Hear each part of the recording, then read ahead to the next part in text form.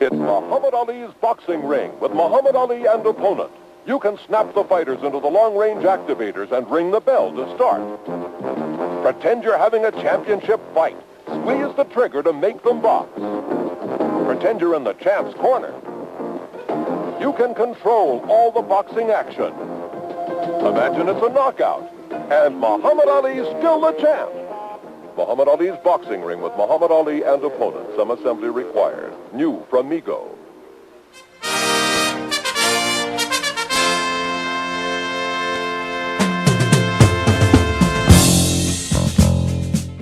Well, welcome to Blue Harvest Toys. We're going to be looking at my new Denny Fisher Muhammad Ali in a bit, but we're going to have a look at the history of Denny Fisher because it is quite close to me and it is a brand that endured. Dennis Fisher was born in Leeds in 1918 and he studied engineering at Leeds University and left to join the family firm Kingfisher Lubrication Limited. And in 1960 he left the firm to set up his own company, Denny Fisher Engineering in Leeds. But in 1962 the company won a contract with NATO to supply springs and precision components for its 20mm cannon. In 1962 and 1964 he developed various drawing machines from Meccano pieces, eventually producing a prototype spirograph. Patented in 16 countries, he went on to sale in Schofield's department store in Leeds in 1965. A year later, Fisher licensed Spirograph to Kenner Products in the United States, and in 1967 a Spirograph was chosen as a UK Toy of the Year. Denny Fisher Toys also produced other toys and board games. I've Been Served, On the Buses, Dad's Army, It's a Knockout, Generation Game, Doctor Who, $6 Million Man, The New Avengers, Human Wise, War of the Daleks, Multicoloured Swap Shop, and the toys included Cyborg, Muton and Android, reproductions of Takara's Shohun Cyborg toys, Incredible Stretch Hulk, licensed from Mego, The Etch-a-Sketch, $6 Million Man of course, including Bionic Bust-Out Kit, Oscar Goldman, Massacretron, and of course Bionic Woman, Stickle Bricks, the Doctor Who figures, Tom Baker, Leela and a giant robot, as well as a TARDIS, Stretch Armstrong, licensed from Kenner, a Star Wars large R2-D2, Darth Vader and Stormtrooper, and the toy I am about to show you, Muhammad Ali. Right, so we've got this Denny Fisher Muhammad Ali. Now look at the box, look at that. Just got this. Paid quite a bit of money for it, but I did have this as a kid and I love it. Sorry about the paint on my fingers, I've been doing a bit of painting. 10-inch action figure complete with punch bag, shorts, boxing gloves, boots and activator. So we'll have a look at that. Design and colours may vary, blah blah blah. Push the button and see the champ really pound the punch ball, which he does, I remember.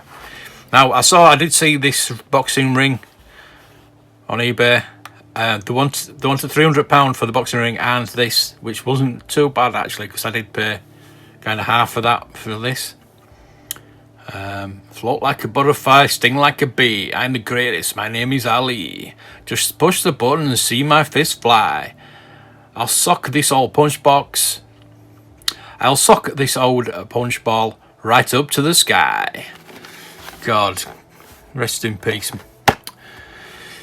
Yes, 1976, as it says there. We're talking about Denny Fisher, and there we go. Thorpe Park Trading Estate, Wetherby, Leeds, LS23, 7BL, West Yorkshire, England. So we might actually go and check that out sometime.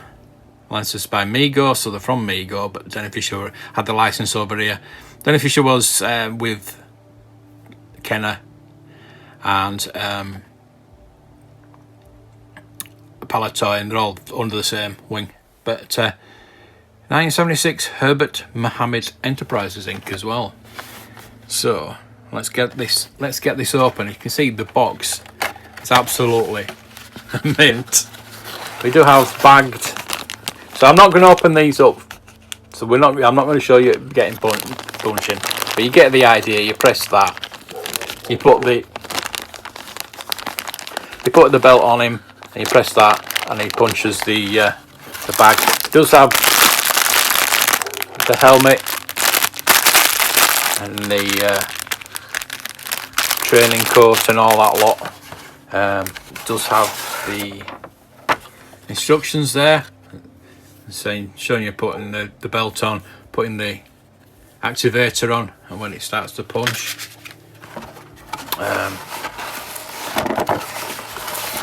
This I do remember from being a kid.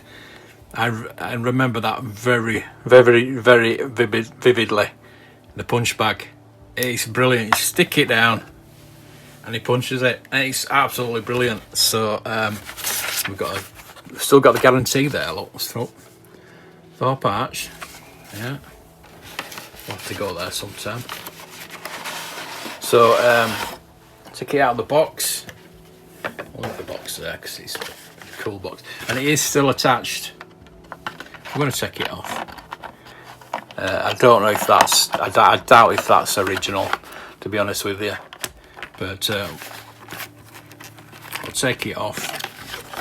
So I've got the original inner as well.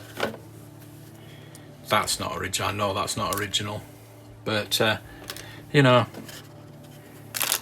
it's cool. So there we go. We've got Muhammad Ali.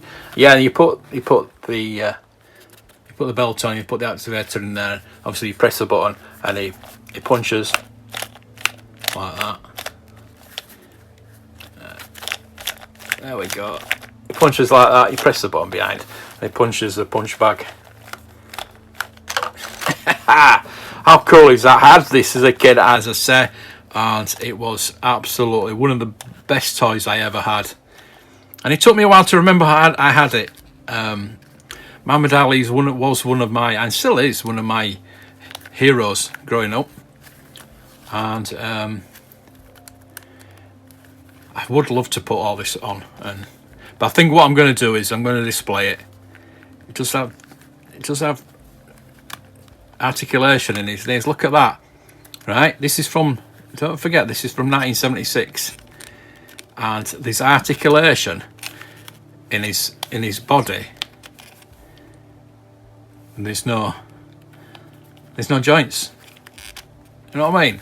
It's absolutely brilliant. Mego, they were brilliant. I often think if Mego got hold of the Star Wars license, what would have happened? How different it would have been. But that, I played with that for hours. I probably still will now. I will do now. I'm going to put it on display. I'm going to put the box up. I'm going to put him on display. Maybe put the punch bag next to him. Obviously those are going to stay. I don't know if they've been resealed. I do suspect they have been resealed, because the bags are kind of, yeah, look pretty new. The sellotape on there looks kind of new. It would be yellowed, I think, but you never know. I'm going to keep them in there anyway, just in case. But yeah, there's the belt. The belt goes on there, and the activator goes on there, and you obviously press that, and he punches. And we've got the extra bits as well to put him on him, but we're gonna have him now. There we go. I'm gonna have to get him on display. So there we go. That is Denny Fisher's Muhammad Ali. Denny Fisher Toys was sold to Palitoy in 1970, and it's subsequently bought by Hasbro. Through the 80s and 90s, Fisher has continued to work with Hasbro in developing new toys and refining Spirograph. Now, it wasn't all plain sailing. Denny Fisher actually turned down the license for Star Wars in the UK and left it to Palitoy, as I think the reasoning was they did have $6 Million Man and some other Mego properties, so I think they wanted to carry on with those. But I'm sure you'll agree with me that they made most of the toys that we remember from the 70s, or at least licensed them. Denny Fisher actually died in September 2002, and he was aged 84.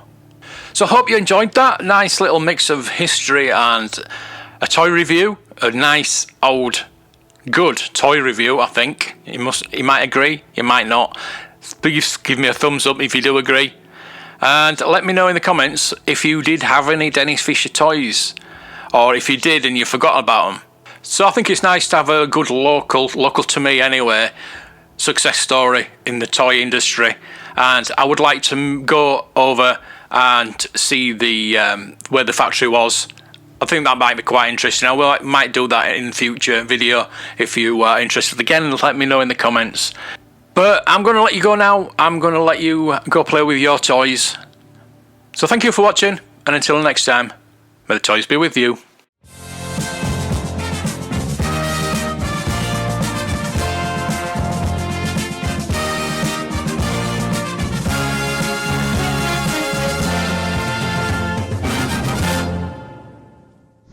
Oh, Jesus Christ! Bedtime!